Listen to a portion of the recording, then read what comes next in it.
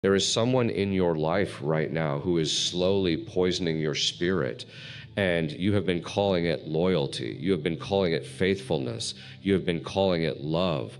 But what God calls it is disobedience. And the most painful part is not that they are hurting you. The most painful part is that you are letting them stay. Today, I need to show you something that most Christians are not ready to hear, but desperately need to understand. We are going to talk about 6 types of friends that God commands you to walk away from, not because he wants you to be alone, not because he is cruel or indifferent to your need for companionship, but because some friendships are costing you far more than you realize. And the longer you cling to them, the more you lose of the person God created you to become. By the time we reach the end of this message, you will know exactly who these people are, and more importantly, you will have the courage to do what must be done. Let me begin with a question that may cut deeper than you expect. Have you ever noticed how much of your spiritual struggle can be traced back to the people you spend the most time with?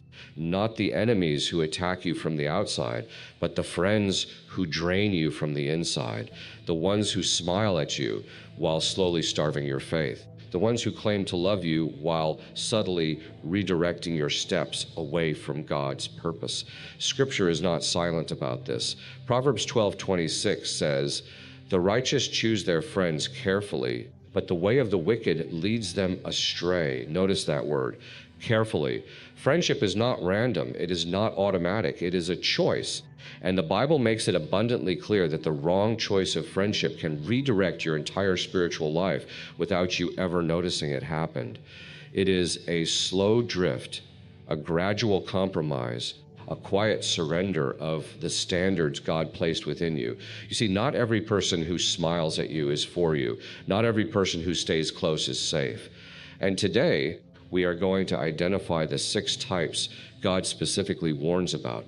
But before we do, I need you to understand something crucial. This is not about being judgmental. This is not about becoming cold and isolated. This is about spiritual survival. The enemy knows that he cannot destroy you from the outside if you are protected by the blood of Christ. So he uses a different strategy. He sends people into your life who appear to be friends, people who speak your language, share your history, and occupy your heart. But their presence is slowly eroding your spiritual foundation. And the most deceptive part is that you often do not recognize them because they have been there for years. They are not strangers. They are not obvious enemies. They are familiar, comfortable, and trusted.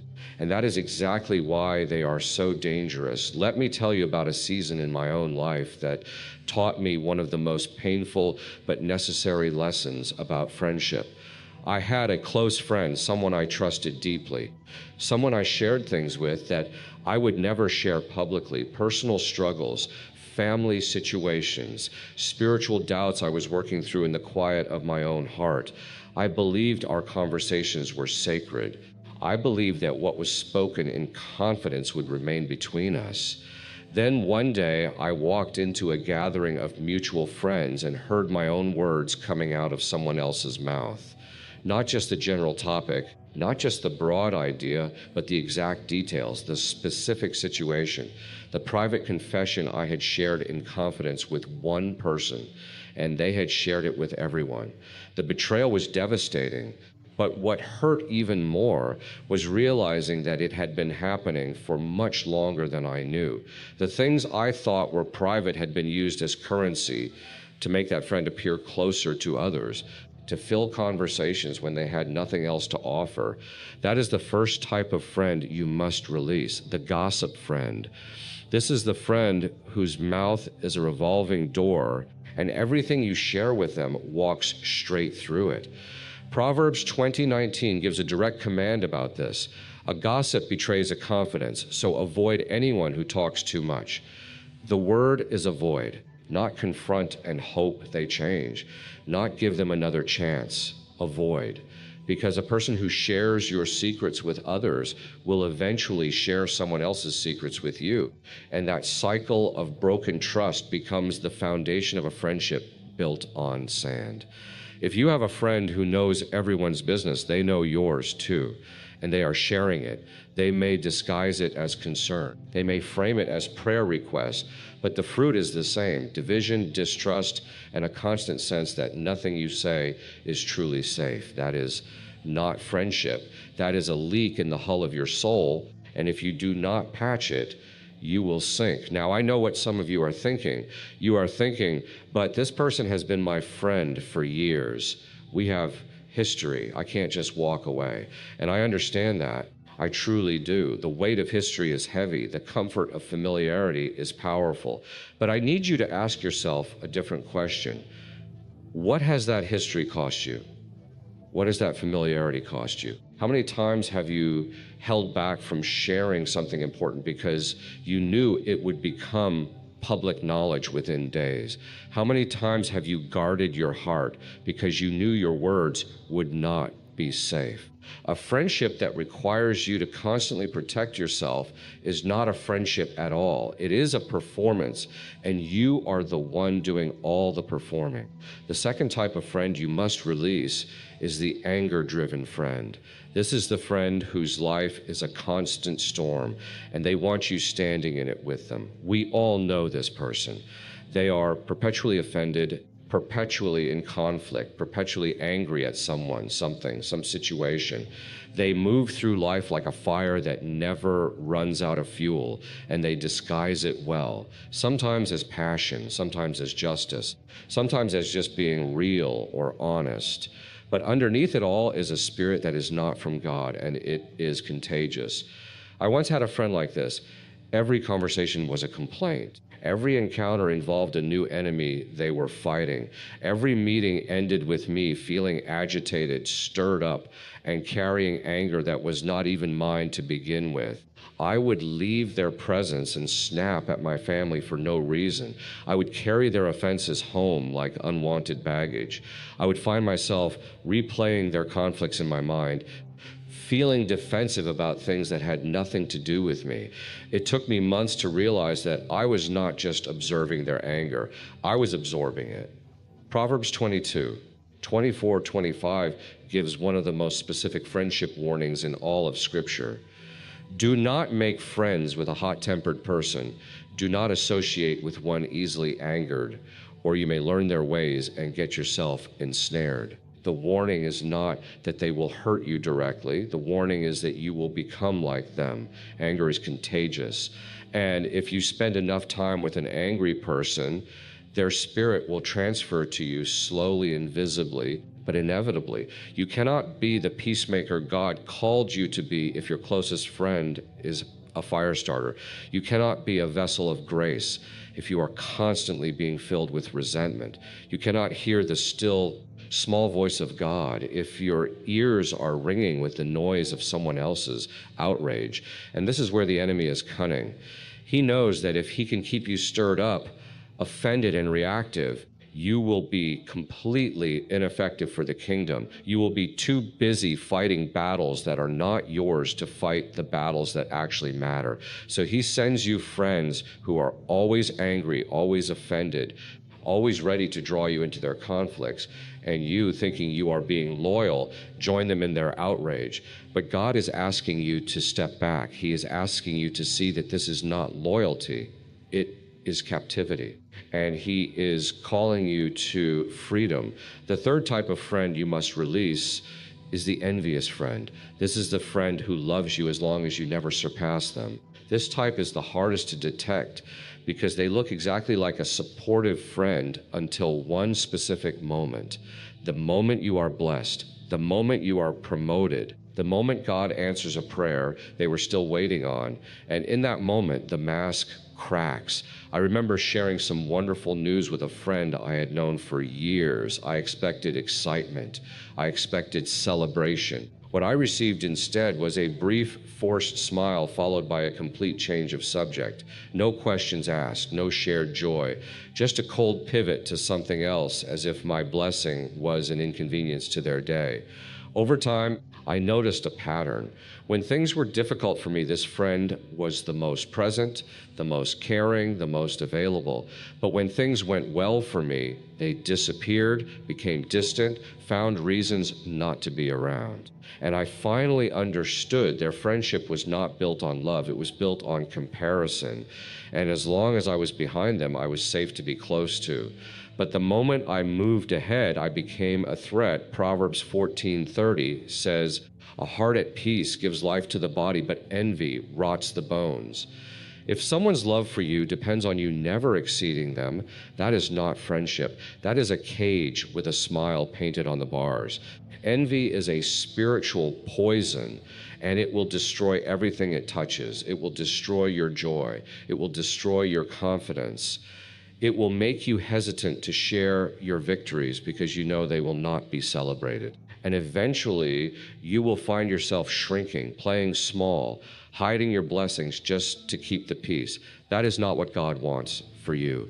He wants you to shine. He wants you to flourish. And He will never ask you to dim your light to make someone else comfortable. If a friend cannot celebrate your success, they are not your friend. They are a competitor disguised as a companion. Now, I know this is difficult. I know that recognizing envy in someone you love feels like betrayal all over again. But you need to understand something. Their envy is not your problem to fix. You cannot love them out of it. You cannot shrink enough to make them feel secure. Only God can heal that wound, and He may need to use distance to do it. If you stay close, you will only become a constant reminder of what they lack, and that will not help them. It will only hurt you. But there is something deeper here that many believers never see. The next three types are the ones most Christians refuse to recognize because they touch on areas we have been conditioned to ignore. The fourth type is the spiritually indifferent friend. This is the friend who does not attack your faith. They simply make it irrelevant. I want to be very careful here because this is the most misunderstood type on this list. I am not talking about friends who are not yet believers.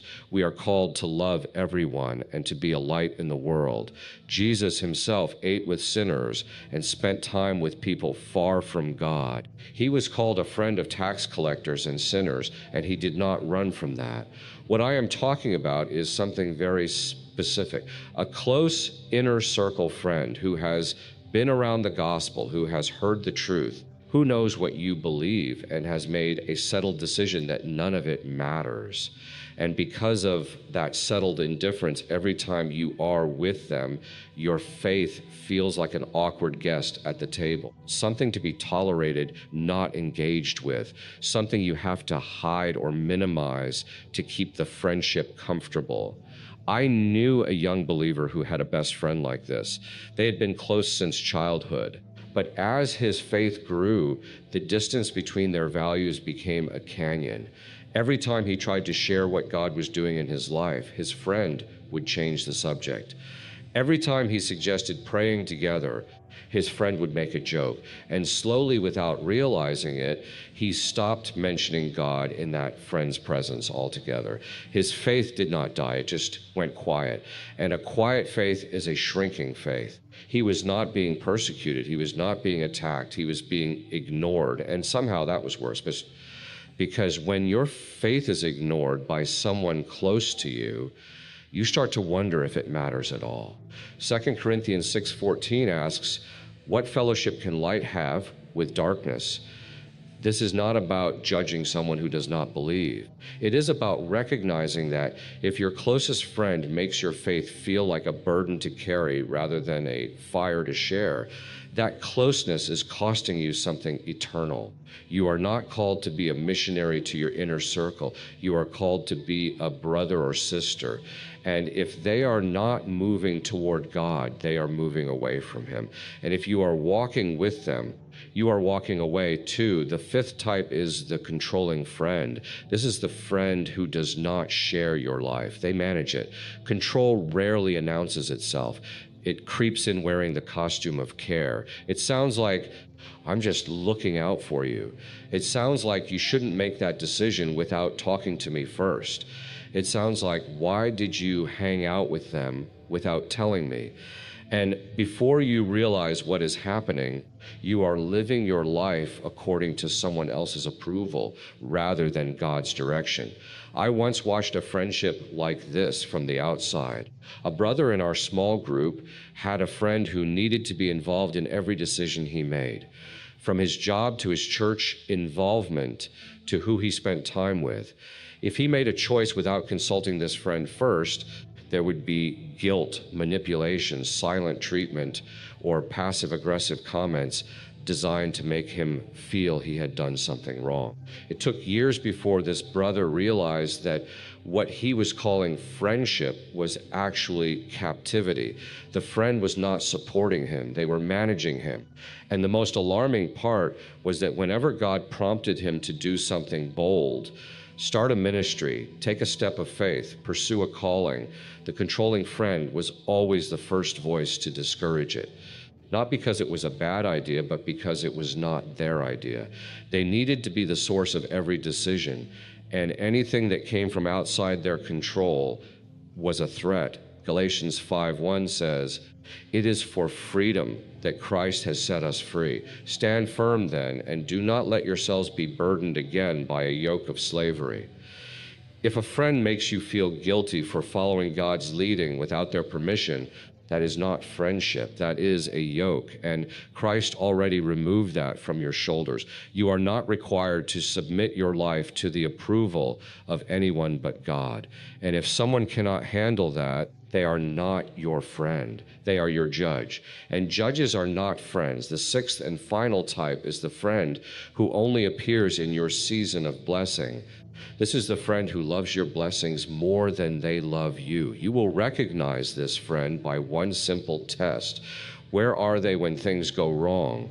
Where are they when the money runs dry? The ministry struggles. The marriage hits turbulence. The health fails. Where are they when you have nothing to offer except your need? I have experienced this firsthand, and it was one of the most clarifying moments of my spiritual life. There was a season when God blessed me in a very visible way, and during that season, my phone never stopped ringing. Invitations poured in. People wanted to be associated with what God was doing. But when the season shifted, when testing came, when difficulty arrived, when the visible blessing was temporarily hidden, the phone went silent, the invitations stopped, and I discovered something sobering about the people I had believed were friends. They were not drawn to me, they were drawn to my season. And there is an enormous difference between those two things. Proverbs 19:4 makes this painfully clear.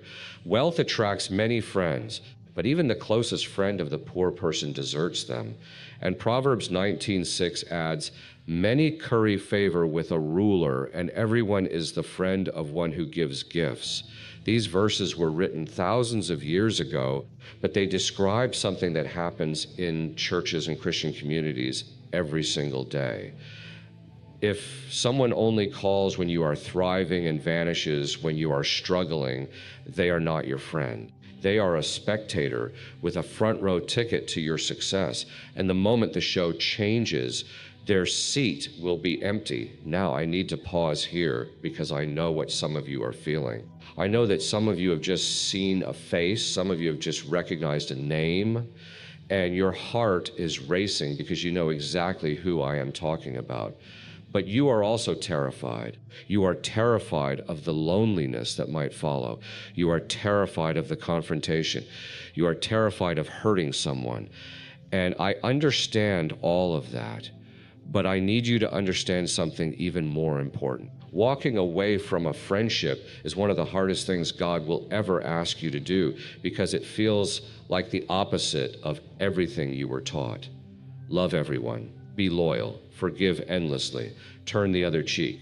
And those principles are true, and they are beautiful. But none of them require you to keep your inner circle open to people who are actively damaging your spirit, redirecting your faith, or consuming the peace God gave you to steward. There is a difference between loving someone and giving them unlimited access to your life. Jesus loved the multitudes. He taught them. He healed them. He wept for them. But his inner circle was three: Peter, James, John. Even the Son of God was intentional about who he allowed closest. You see, the enemy wants you to believe that you are being unloving by setting boundaries. He wants you to believe that loyalty means staying no matter what. But that is a lie. Loyalty to a friend who is destroying you is not loyalty, it is self-destruction. And God never called you to self-destruction. He called you to life, and life abundantly. Proverbs 4:23 says, "Above all else, guard your heart, for everything you do flows from it." Guarding your heart does not mean closing it. It means being wise about who holds the key. Not everyone deserves access to the depths of your soul. Not everyone has earned the right to speak into your decisions. Not everyone is qualified to influence your direction. God is not calling you to loneliness. He is calling you to alignment. He is preparing friendships for you that will sharpen you, challenge you, pray for you, and walk with you into every season, not just the ones that benefit them. But you cannot receive those friendships while you are clinging to the ones that are holding you back. You have to let go. You have to release. You have to trust him enough to create space for what he wants to give you. Now, I know that some of you are thinking, but what if I release these friends and no one else comes? What if I end up alone? That is the fear that keeps you stuck. But I want to tell you something. God is not a negligent father. He does not take something away without replacing it with something better. He does not call you to obedience and then abandon you in the wilderness. He is preparing friendships for you that will exceed anything you have ever known. Friendships that are rooted in purpose, not convenience. Friendships that are anchored in prayer, not gossip. Friendships that build you up instead of draining you dry. But you have to trust him enough to let go of the counterfeit to receive the genuine. Let me share something with you that changed my life. When I finally released those toxic friendships, I went through a season of loneliness. It was painful. There were nights when I questioned if I had made the right choice. But in that season of emptiness, God began to fill the void with something I had never experienced before. He filled it with himself. He became my closest friend. He became my confidant. He became the one I turned to first, not last. And in that intimacy, he began to bring people into my life who were aligned with his purpose, people who spoke truth in love, people who rejoiced in my victories and wept in my sorrows, people who prayed for me without needing to know every detail, people who respected my boundaries because they had healthy ones of their own. Those friendships were not accidents, they were gifts. And they only came after I had the courage to release what was not meant to stay. If this message has revealed something to you today, if you have recognized one of these 6 types in your life, I want you to do something that takes courage. I want you to make a declaration. Say it in your heart. Say it out loud. Say it with conviction.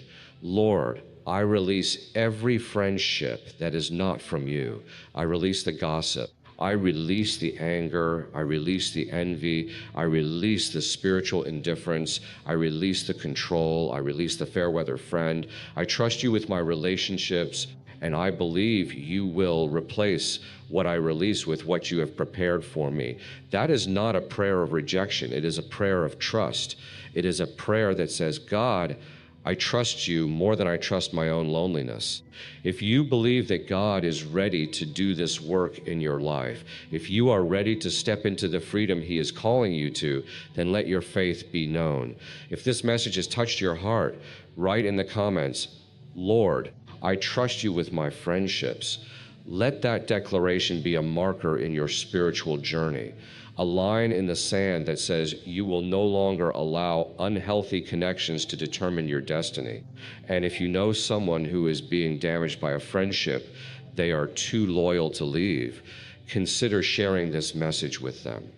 It could be the word that finally sets them free. the word that gives them permission to choose their spiritual health over their relational comfort, the word that opens their eyes to see what they have been too close to recognize.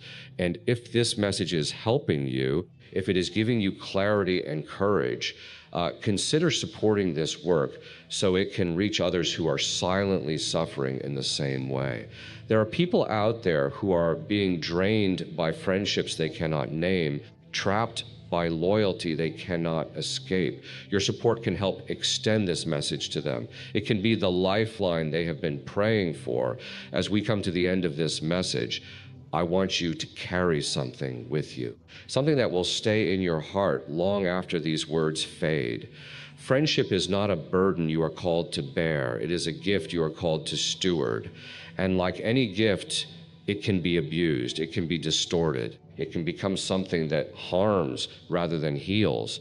But God is giving you permission today to step back. He is giving you permission to evaluate. He is giving you permission to release. And He is promising that what He has for you on the other side of that release is better than anything you are holding on to now. Do not be afraid of the loneliness. The loneliness is temporary, but the freedom is eternal. Do not be afraid of the confrontation. The confrontation may be painful, but the peace that follows is priceless. Do not be afraid of the change. The change is the doorway to everything God has been preparing for you. He is not taking something away from you. He is clearing the ground so He can build something greater. Trust Him with your friendships. Trust Him with your heart. Trust Him with your future. He has never failed you, and He will not start now. May you have the courage to release what is not from Him. May you have the faith to trust Him in the waiting. And may you experience the profound freedom that comes when you finally surround yourself with people who are for you, not just with you. God bless you deeply, my brother, my sister. Go in peace and walk in freedom. Until we meet again.